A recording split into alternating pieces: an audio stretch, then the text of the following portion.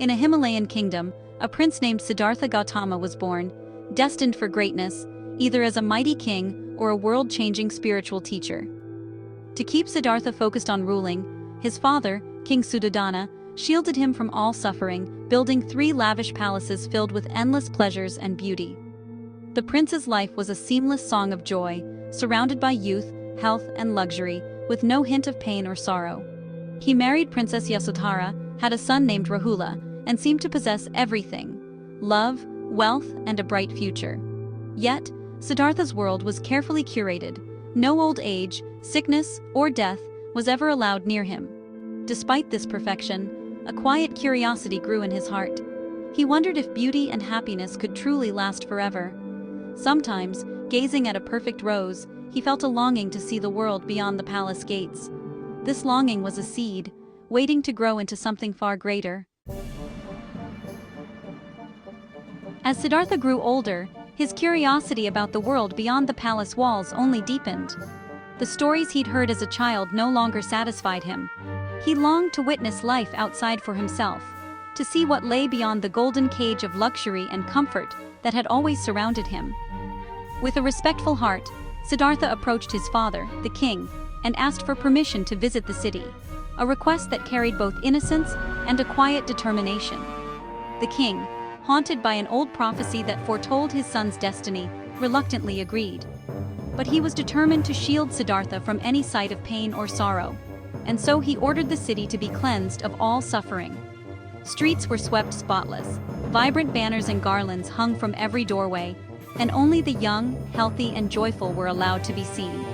Any sign of illness, old age, or death was carefully hidden away, as if suffering itself could be erased. On the day of the visit, Siddhartha rode through the city on a beautifully adorned horse, greeted by crowds whose faces beamed with happiness and prosperity. Everywhere he looked, there was only celebration and apparent perfection. For a brief moment, Siddhartha allowed himself to believe that the world outside was just as flawless and joyful as the life he had always known within the palace. Yet, the gods watched with knowing eyes. They understood that Siddhartha's compassion and longing for truth could not be contained forever. The time had come for destiny to intervene. Soon, subtle changes began to ripple through the city. Mysterious figures appeared in the crowd, and Siddhartha's keen eyes caught glimpses of things that didn't quite fit the perfect scene. The carefully crafted illusion was about to break. The city's perfection, so meticulously arranged, was on the verge of being shattered, and the truth his father had tried so hard to conceal would finally be revealed. Siddhartha stepped down from his chariot, his heart pounding with anticipation. This journey was no longer just a royal tour. It was the first step on the path to his awakening. The stage was set for him to witness life in all its reality, to see both its beauty and its suffering, and to begin understanding the world as it truly was. The illusion could not last forever. The first cracks had appeared, and the truth was ready to emerge. Siddhartha's heart, filled with both resolve and compassion, was finally ready to embrace the reality that awaited him. On his journey, Siddhartha encountered 4 sights that would change his life forever.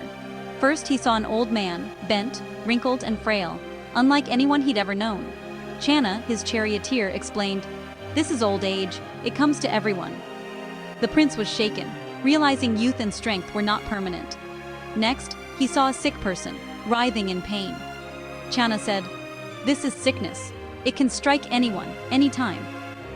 Siddhartha's unease deepened. Then, he witnessed a funeral procession, a lifeless body, mourners weeping. Channa whispered, "This is death. No one escapes it." The reality of mortality struck Siddhartha with force. Finally, he saw a serene, holy man, an ascetic with nothing but a peaceful face. Channa explained, "He seeks an end to suffering." Siddhartha was moved. There was hope, a path beyond pain. These 4 sights shattered his sheltered world. The prince's heart filled with compassion and a burning need to find answers. His journey toward enlightenment had truly begun. Siddhartha returned to the palace, forever changed by what he'd seen. The world outside had left a deep mark on his heart, and the memories of suffering, old age, and death haunted his every thought. The pleasures of his old life now seemed empty and fleeting. The laughter and music of the palace felt hollow, and the once joyful celebrations now echoed with a sense of loss and longing. He could not ignore the suffering outside the palace walls. The cries of the poor and the sick lingered in his mind, reminding him that true happiness could not be found in comfort alone. The sight of the peaceful ascetic gave him hope. A way out of suffering existed. The calm presence of the holy man inspired Siddhartha, showing him that a different path was possible, one that led beyond pain and sorrow. That night, Siddhartha made a momentous decision. He would leave everything behind to seek the truth. The weight of his choice pressed upon him, but his resolve was unwavering.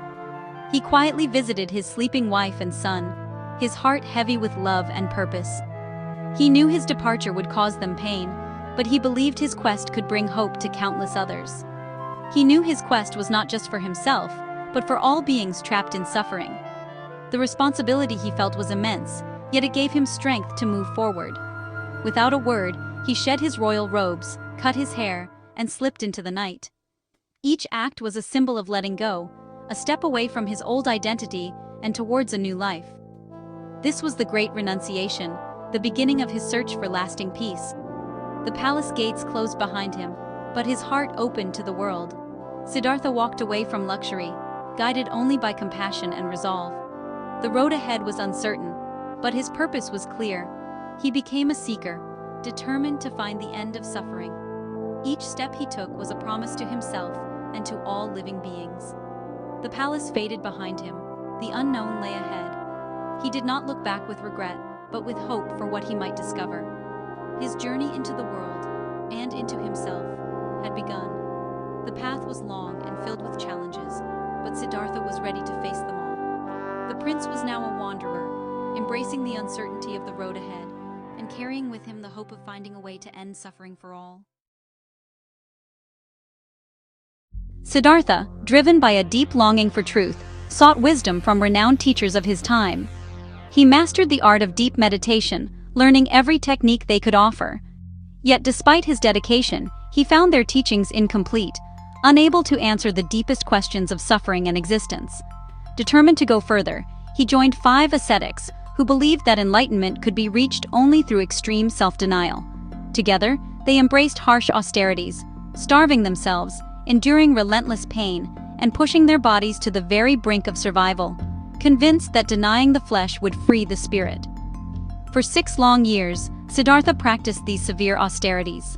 His body grew frail and emaciated, weaker even than the old man he'd once seen on the road. His ribs pressed against his skin, and every breath became a struggle. Yet, despite all his efforts, enlightenment remained elusive. Instead of finding answers, his suffering only deepened, and his mind grew clouded by pain and exhaustion. In moments of quiet reflection, Siddhartha realized that harming the body only clouded the mind. He saw that neither indulgence nor denial could lead to the truth he sought. Both extremes left him lost and unfulfilled. One day, on the verge of collapse from weakness, Siddhartha was saved by the kindness of a village girl named Sujata. She offered him a simple bowl of sweet milk rice, her compassion shining through in his darkest moment. As he ate, strength slowly returned to his body, and with it, a new clarity dawned in his mind. He realized that caring for the body was not a hindrance, but a necessity for true understanding. The 5 ascetics, witnessing this, turned away from Siddhartha in disappointment. They believed he had abandoned the path and failed in his quest for truth. But Siddhartha had discovered something vital: the middle way. It was a path of balance, avoiding both self-indulgence and self-mortification, and instead seeking harmony between body and mind. He understood now that a healthy body was essential for a clear and focused mind. Only through balance could true wisdom arise. This profound insight marked a turning point in his journey. It was the beginning of a new path, one that would lead him closer to the truth he sought.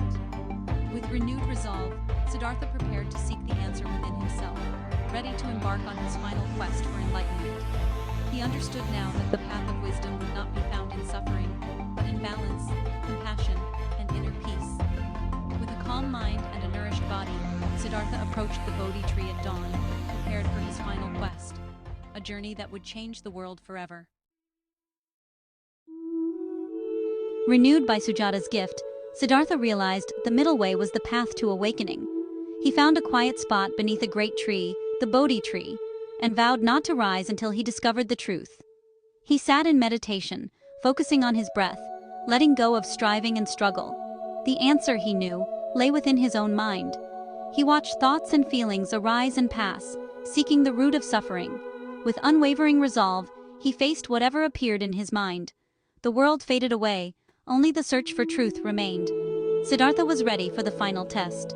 The night was still. His heart was steady. The moment of awakening drew near. As Siddhartha meditated, his determination drew the attention of Mara, the embodiment of illusion and inner obstacles. Mara tried to tempt him with visions of pleasure and power, but Siddhartha's mind remained unmoved. Next, Mara unleashed terrifying demons and storms, but Siddhartha met them with calm and compassion. The attacks dissolved into harmless flowers. Finally, Mara challenged his right to seek enlightenment, demanding a witness. Siddhartha silently touched the earth, calling it as his witness to lifetimes of compassion and effort. The earth trembled in response, and Mara's illusions vanished. Siddhartha's mind was unshaken, clear, compassionate, and free. The final obstacle had fallen. The dawn approached. Siddhartha sat in perfect stillness. The world held its breath. Awakening was at hand. In the stillness before dawn, Siddhartha's mind became luminous and clear. He saw his countless past lives and understood the law of karma. He witnessed the endless cycle of birth, suffering, and death that binds all beings. Compassion filled his heart for everyone trapped in this cycle. As the morning star rose, he saw the root of suffering, craving, and ignorance.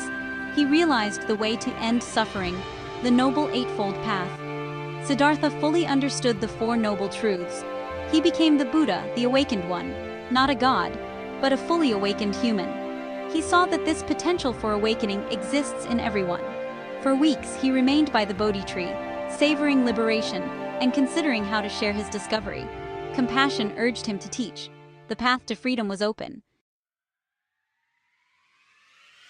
The Buddha sought out the 5 ascetics who had once abandoned him, finding them in the deer park at Sarnath.